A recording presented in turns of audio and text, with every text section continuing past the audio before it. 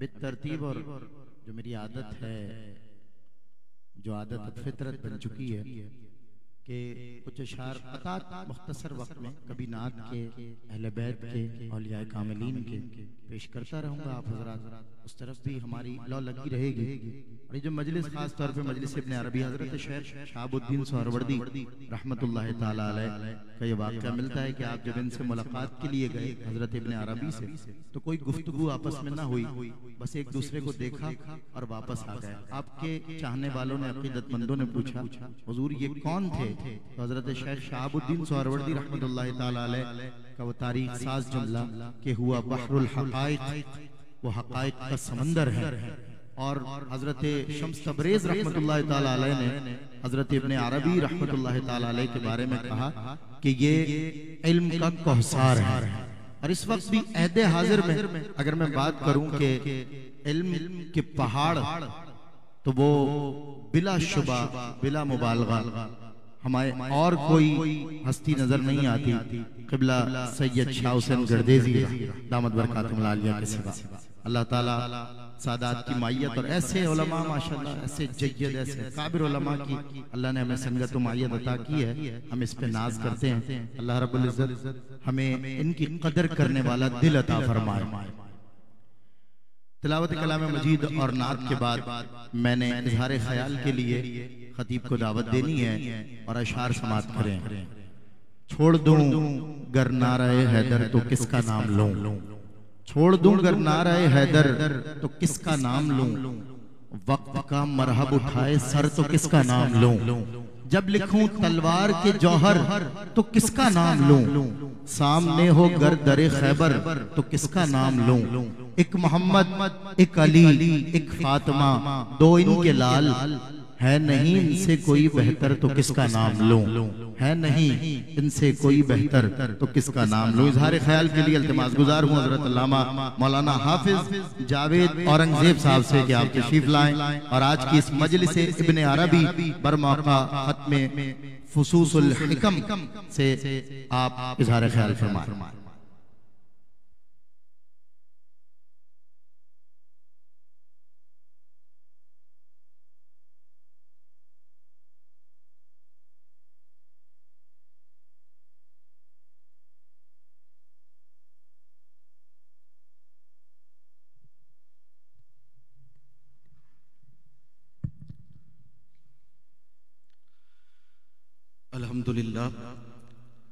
الحمدللہ الذی ابدع الافلاک والارضین والصلاة والسلام علی من کان نبیا وآدم بین الماء والطین وعلی آلہ واصحابہ اجمعین. اما بعد فاعوذ باللہ من الشیطان الرجیم. بسم اللہ الرحمن الرحیم.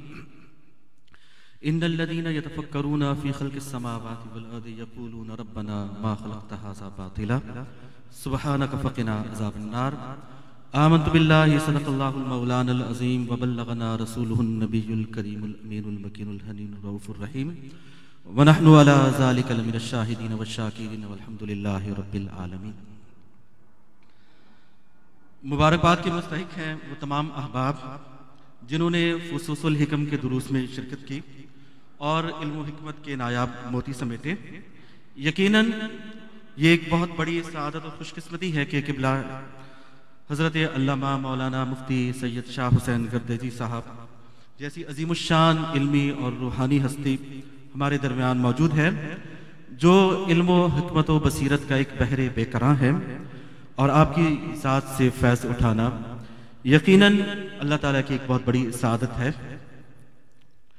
شیخ امام سلطان العارفین برہان المحققین ابو عبداللہ محمد بن علی بن محمد بن احمد بن علی حاتمی المعروف شیخ اکبر محی الدین ابن عربی رحمۃ اللہ تعالی علیہ کا شمار اسلام کی سب سے بڑی صوفی شخصیات اور فلسفی شخصیات میں ہوتا ہے.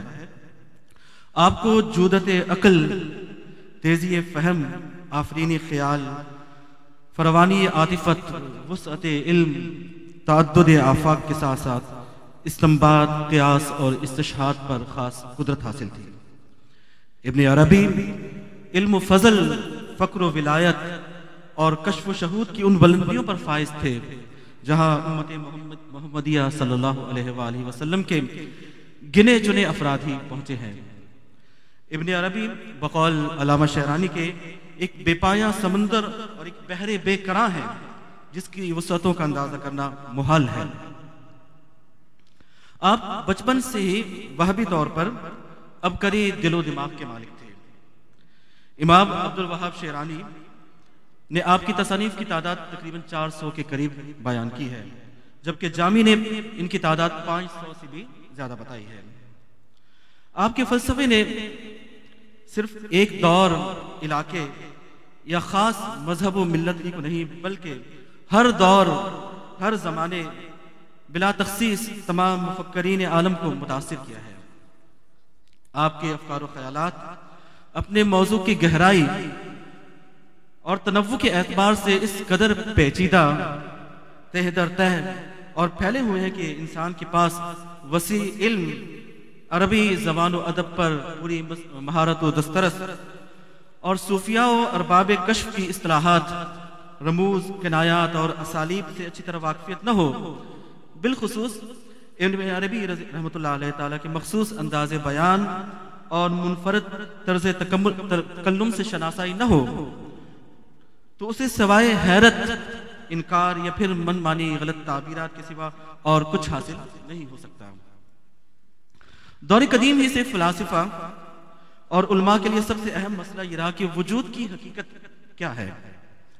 فلسفہ، سائنس اور مختلف مذاہب اس سوال کا جواب پیش کرنے کی کوشش کرتے نظر آتے ہیں، مگر آپ رحمۃ اللہ تعالی علیہ نے اس مسئلے کو جس انداز سے بیان کیا ہے اس کی نظیر نہیں ملتی۔ آپ نے اپنی تصانیف میں حقیقت محمدیہ کو اس کائنات کی ابتدا قرار دیا ہے۔ آپ فتوحات مکیہ میں لکھتے ہیں کہ مادی کائنات کی ابتدا و تخلیق، مادی کائنات کی تخلیق کی ابتدا الہبا نامی مادے سے ہوئی جو کہ گرد کا ایک بادل تھا۔ اللہ عز و جل نے نور کی تجلی اس گرد کے بادل پر ڈالی جس میں تمام کائنات کے قوا یا پوٹینشیلٹی آف دا ورلڈ موجود تھی۔ اللہ کی نور کی تجلی سب سے پہلے جس عقل اول پر پڑی وہ حقیقت محمدیہ صلی اللہ علیہ وآلہ وسلم تھی۔ اس لیے آپ انسان کامل، تمام کائنات کے سردار اور وجہ تخلیق کائنات ہیں، اور آپ سے ہی تمام کائنات کی ابتدا ہوئی ہے۔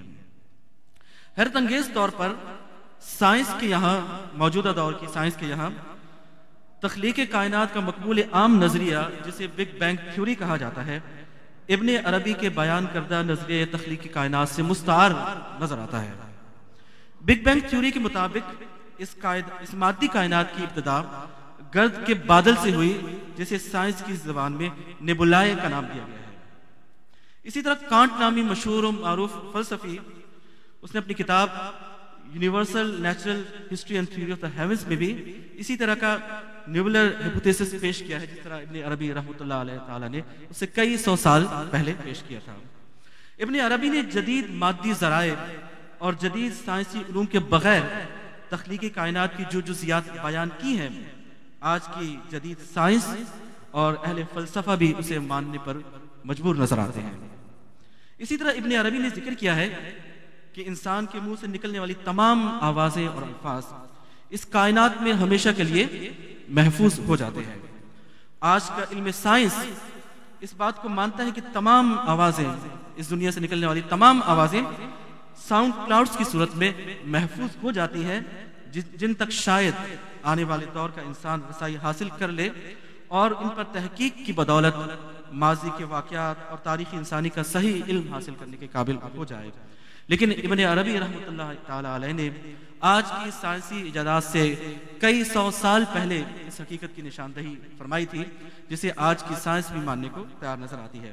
اس طرح کی ان گنت مثالیں آپ کی تصانیف میں موجود ہیں جنہیں انسانی مشاہدے اور تجربے کی وسعت نے صدیوں بعد درست قرار دیا ہے۔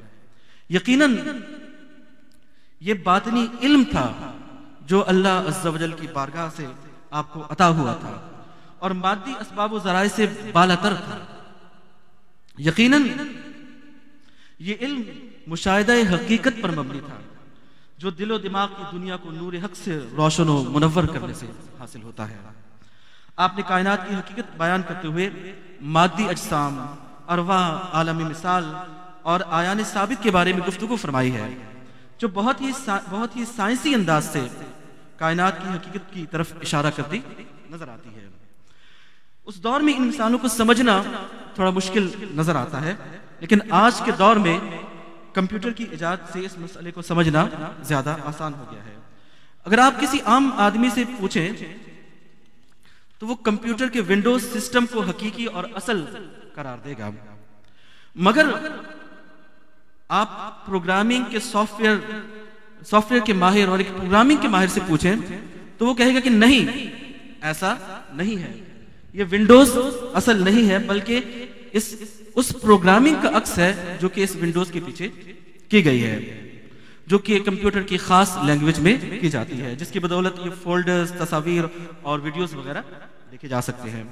اسی طرح جب آپ الیکٹرانکس اور فزکس کے ماہر سے پوچھیں گے تو وہ کہے گا کہ نہیں، یہ لینگویج اور پروگرامنگ بھی اصل نہیں ہے، بلکہ اصل وہ برقی سگنلز ہیں جو اس سسٹم کے پیچھے کام کرتے ہیں۔ اسی طرح آپ فلسفی سے پوچھیں تو وہ کہے گا کہ نہیں، یہ سگنلز اور یہ برقی سگنلز اور یہ الیکٹرانک سرکلز وغیرہ بھی اصل نہیں ہے، بلکہ اصل وہ خیال اور آئیڈیا ہے جو اس پروگرامنگ کے پیچھے ہے، جسے کسی محقق نے، تخلیق کار نے ڈیزائن کیا ہے۔ اسی طرح ہر شخص اپنے عقل، علم، فہم و فراست کے مطابق مختلف طرح کی تعبیریں کرتا ہوا نظر آتا ہے۔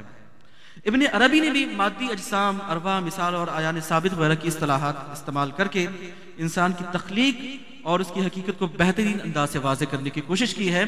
آج کے دور کے سائنسی ماہرین اگر اس پر غور و فکر کریں تو وہ بہت آسانی سے یہ بات سمجھ سکتے ہیں کہ جو باتیں ابن عربی نے کہی ہیں وہی باتیں ہیں جو کہ آج کل کے دور میں وہ سائنس کی مختلف برانچز میں اپلائی کرتے ہوئے نظر آتے ہیں، اور اس طرح ان مثالوں کو، ان تماثیل کو سمجھ کر کے اس کائنات کی اصل اور حقیقت کو سمجھنا بہت آسان ہے۔ آخر میں ابن عربی کی زندگی کے ایک اور اہم پہلو کے بارے میں مختصراً بات کروں گا کہ آپ نے مسلمانوں کے عالمی سیاسی نظام کے قیام کے لیے کوششیں فرمائی۔ آپ نے اپنے عہد کے مسلمان قائدین اور زعماء کو عالمی اسلامی نظام کے قیام کے لیے منظم و مربوط کرنے میں اہم کردار ادا کیا۔ اسی وجہ سے سلاطین آل عثمان ہمیشہ آپ کو احترام کی نگاہ سے دیکھتے رہے اور آپ کے اعزاز و تکریم میں سرکردہ رہے۔ ان کا یہ خیال تھا کہ نصارہ پر فتح آپ ہی کی دعاؤں کی بدولت ہے۔ اسی طرح آپ نے قسطنطنیہ کی فتح کی خبر بھی بہت پہلے دے دی تھی۔ ابن عربی کی شخصیت اور علمی خدمات سے آج کے عہد میں ہمیں یہ درس ملتا ہے کہ ہمیں دوبارہ عروج حاصل کرنے کے لیے علم و حکمت اور بصیرت کا دامن تھامنا ہوگا، اور ایسے اہل علم اور صوفیاء کو اپنا رہنما اور ہادی بنانا ہوگا جو ظاہری اور باطنی علوم کا مرقع ہوں۔ ابن عربی کے نقش قدم پر چلنے والی ایک علمی اور روحانی تحریک ہی مسلمانان عالم کو زوال کی پستیوں سے نکال کر دوبارہ دنیا کا امام بنا سکتی ہے۔ وما علینا الا البلاغ المبین۔